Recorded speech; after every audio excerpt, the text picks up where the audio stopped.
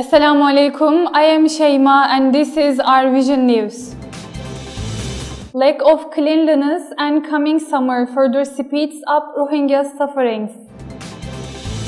Rohingya students in Bangladesh held a protest in denial of education.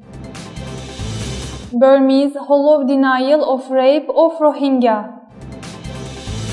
Rohingya in a camp were seen in a gathering due to the fear for high temperature in the upcoming summer season, and the lack of hygiene further pushes their sufferings to a maximum level, according to a report received on 5th February. In camp number 27, Shalbagan of Zadimura, a Rohingya group gathered to discuss their upcoming issues such as harsh heat in the upcoming summer season, which will add up to their ongoing suffering. Following this situation, they urge the international bodies and countries to speed up the repatriation process after they are reassured of their security and are granted their native status along with all of their deserved human rights. They further said they disagree to the relocation to the flood-prone Bashanchar, which Bangladeshi government planned for sheltering Rohingya. Rohingya in that area also complain about the toilets built last year.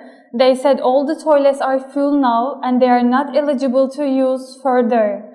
Moreover, Rohingya sheltering in that area also deprived of enough rations, and their situation seems to decay day by day. Since 2016, 1.3 million Rohingya are sheltering in the apartheid trampoline roof, and their hope of returning back home seems to be a dream to them now. Dozens of Rohingya students held a protest at Nayafara refugee camp in Cox's Bazar, Bangladesh on 6 February. Rohingya children of the genocide survivors sheltering since 1990, and before they could somehow manage to study in the local schools in Bangladesh and have been gaining their education since then.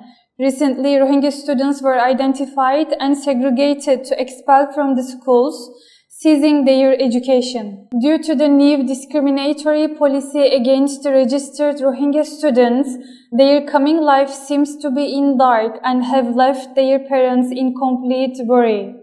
Following the hopeless situation, a group of Rohingya students organized a protest in front of Government Education Office in Cox's Bazar, Bangladesh. To battle the situation, Rohingya urged the international NGOs and Bangladesh government to allow their children to study for building their future. Rohingya since decades suffered from the discriminatory rule in their own homeland, and now they are also discriminated in the host countries as well.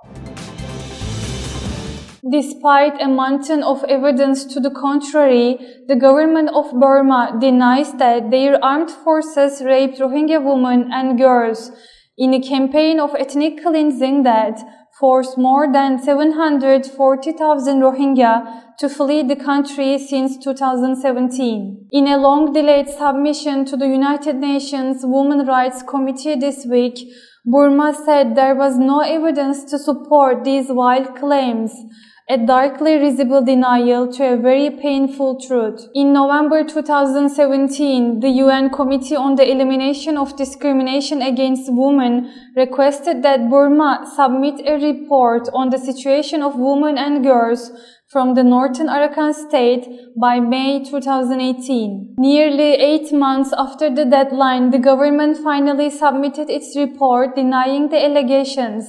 It noted that 6 rape cases had been filed, but there have been no evidence and sufficient grounds to convict anyone. Accountability begins with truth. Amidst one of the worst atrocities in recent years, government should stand with the victims, particularly the hundreds of thousands of Rohingya now living in difficult conditions in Bangladesh refugee camps. Concerned governments should ensure that survivors of rape and other grave abuses have access to psychosocial support and other assistance, and they should press UN Security Council members to refer the situation in Burma to the International Criminal Court.